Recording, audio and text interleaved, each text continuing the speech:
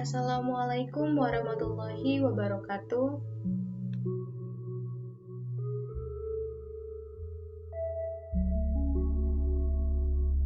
Baik teman-teman, pada kesempatan kali ini kita akan membahas tentang perkembangan masa dewasa akhir.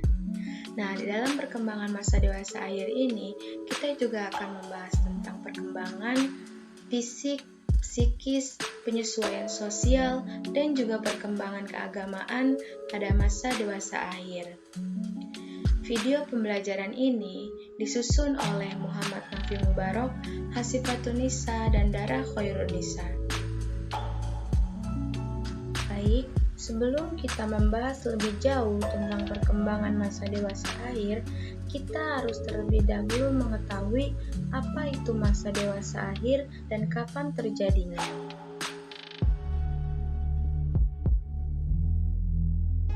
Pengertian masa dewasa akhir. Masa dewasa akhir disebut juga masa penutupan dalam rentang hidup pada seseorang, di mana masa ini bisa dikatakan masa yang beranjak jauh dari kehidupan atau masa sebelumnya.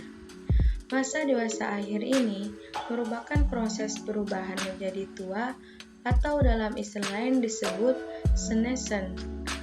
Proses perubahan ini dialami dengan berubahnya fisik dan juga psikis pada seseorang. Dalam masa dewasa akhir ini, keagamaan seseorang cenderung meningkat karena pada masa ini merupakan masa perenungan, persiapan, dan perencanaan untuk menghadapi kematian. Hal demikian merupakan suatu hal yang normal dalam kehidupan lansia. Dalam pandangan psikologi, masa tua atau lansia memiliki umur sekitar 60 sampai meninggal, di mana pada usia ini terjadi penurunan kekuatan fisik dan penurunan daya ingat seseorang.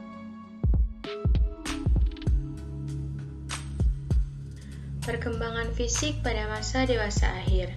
Perkembangan fisik merupakan menurunnya dan memburuknya fungsi dan keadaan fisik pada lansia. Perubahan fisik ini perubahan yang bisa kita lihat dan kita rasakan.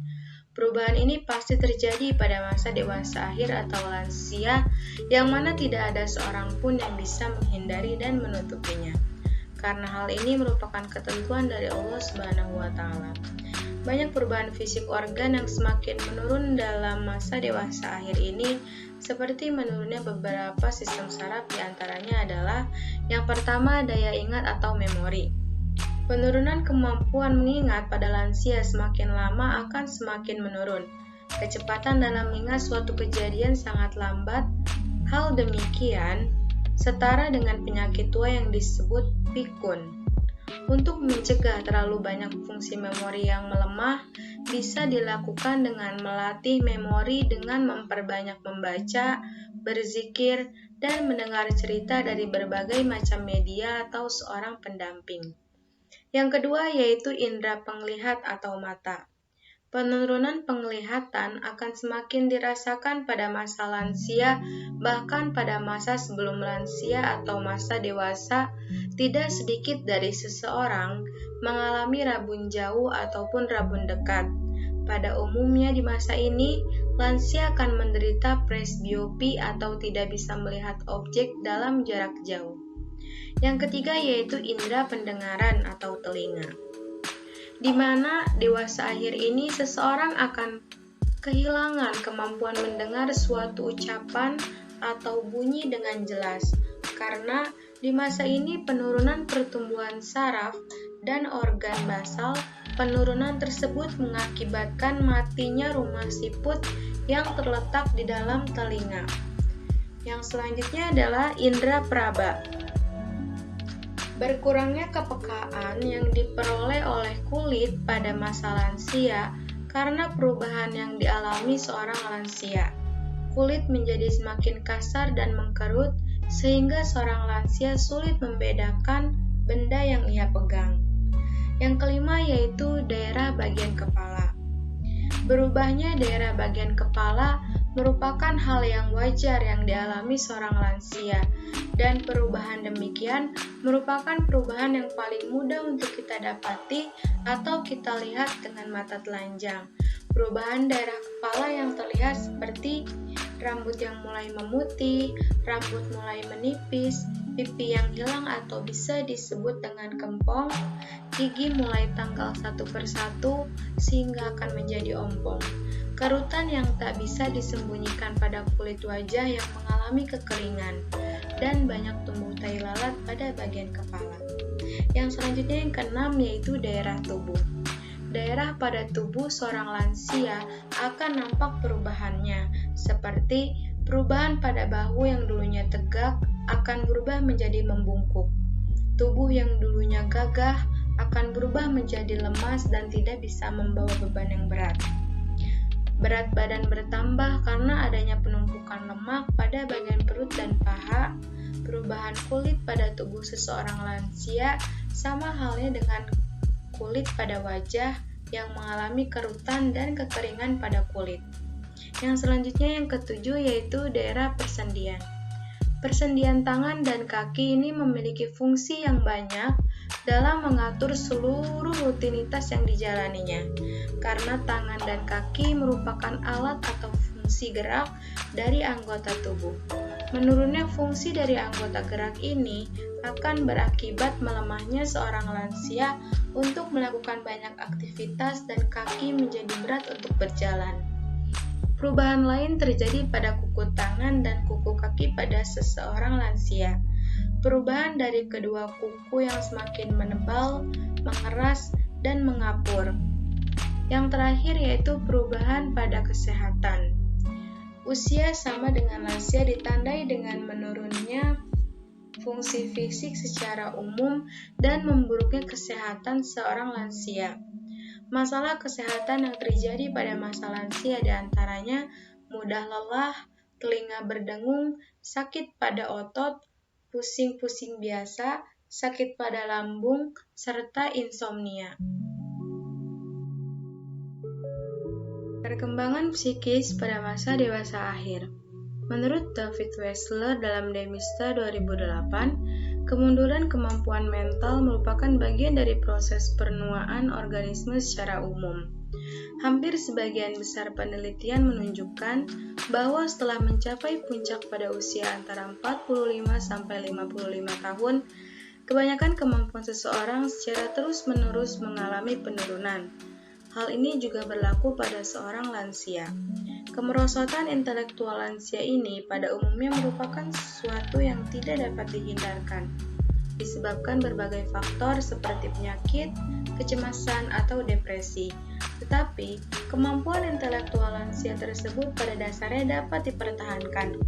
Salah satu faktor untuk dapat mempertahankan kondisi tersebut, salah satunya adalah dengan menyediakan lingkungan yang dapat merangsang ataupun melatih keterampilan intelektual mereka, serta dapat mengantisipasi terjadinya kepikunan. Yang selanjutnya adalah penyesuaian sosial pada masa dewasa akhir.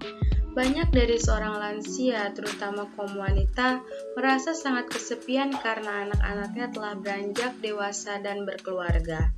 Sebagai penjaga atau seorang anak, kita harus selalu mengawasi perkembangan yang dialami oleh seorang lansia. Penjagaan dari jauh yang tidak membuat mereka terganggu lebih memudahkan kita untuk mengawasi setiap perubahan perilakunya. Karena di masa ini adalah masa penutupan usia yang mana tidak lama lagi mereka akan menghadapi yang namanya kematian. Selain membuat seorang lansia tidak merasa kesepian, penyesuaian sosial ini juga memiliki dampak negatif yang dapat mempengaruhi penyesuaian sosial pada masa lansia ini. Berikut dampaknya. Yang pertama, lupa akan waktu yang dimiliki yang semakin sedikit karena keasyikan bersenda gurau dengan teman atau kerabat di luar sana. Yang kedua, jika tidak memiliki jiwa religius yang kuat, maka seorang lansia lalai dengan ibadahnya, kewajibannya untuk memenuhi hak Allah Subhanahu wa Ta'ala. Yang ketiga, mudah terpengaruhnya seorang lansia Hal ini kembali kepada lingkungannya dan teman yang berada di sekitarnya. Dan yang terakhir, cenderung egois, karena di luar sana seorang lansia bebas menentukan pilihannya sendiri sesuai dengan apa yang ia lihat. Peranan motivasi. Motivasi ini memiliki peranan penting dalam mendorong timbulnya hal baik dan mempengaruhi serta mengubah kelakuan dari jalan yang kurang baik menuju kehidupan yang lebih baik. Banyak fungsi motivasi untuk perubahan hidup seseorang, khususnya di masa lansia ini. Berikut beberapa fungsinya. Yang pertama, motivasi sebagai penggerak. Motivasi dalam hal ini merupakan suatu alat penggerak dari setiap kegiatan yang akan dikerjakan seseorang. Jadi di masa lansia ini, mereka lebih banyak membutuhkan dorongan atau motivasi untuk bisa bergerak menuju jalan yang lebih baik. Yang kedua yaitu motivasi sebagai pengarah dalam suatu kehidupan, yang artinya menggerakkan perbuatan ke arah pencapaian tujuan yang diinginkan. Seperti kebanyakan yang diinginkan oleh seorang lansia yaitu untuk bisa menghadapi datangnya kematian dengan baik atau dengan husnul khotimah.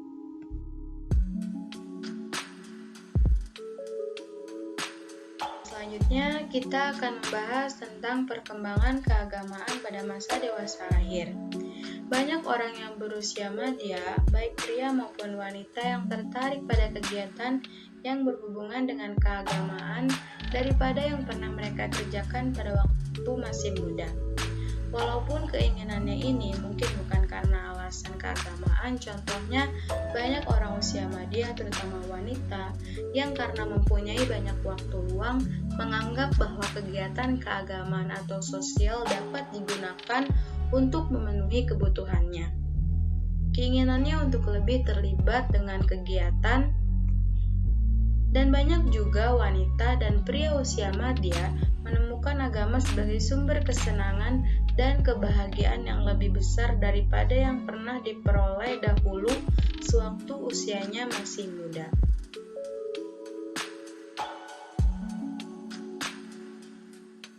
Dalam perubahan waktu, usia, maka perubahan fisik, psikis pada seorang lansia juga semakin jelas dan terlihat, di mana di masa dewasa akhir ini merupakan masa penurunan fungsi fisik, psikis, dan melemahnya sistem otak.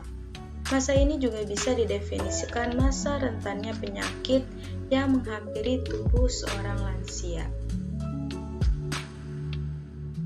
Jadi kesimpulan pada pertemuan kita kali ini adalah dalam masa dewasa akhir ini merupakan suatu peristiwa yang mana seseorang dikatakan jauh dari masa-masa sebelumnya, tapi masa dewasa akhir ini merupakan masa kembalinya sifat kekanak-kanakan, keegoisan, dan lain sebagainya yang akan dan pasti dimiliki seseorang dalam masa dewasa akhir ini. Dalam masa dewasa akhir ini, keagamaan seseorang cenderung meningkat karena pada masa ini merupakan masa perenungan, persiapan, dan perencanaan untuk menghadapi kematian. Hal demikian merupakan suatu hal yang normal dalam kehidupan lansia. Ini tunggu saja yang bisa kami sampaikan, dan video pembelajaran ini dibuat bukan semata-mata hanya untuk memenuhi kewajiban, tetapi video pembelajaran ini kita harapkan untuk bisa menjadikan edukasi dan sumber belajaran bagi kalian semua. Dan jangan lupa like, komen, dan subscribe video kita, dan jangan lupa share ke teman-teman kalian untuk nonton video kita. Mungkin cukup sekian dari kami. Wassalamualaikum warahmatullahi wabarakatuh.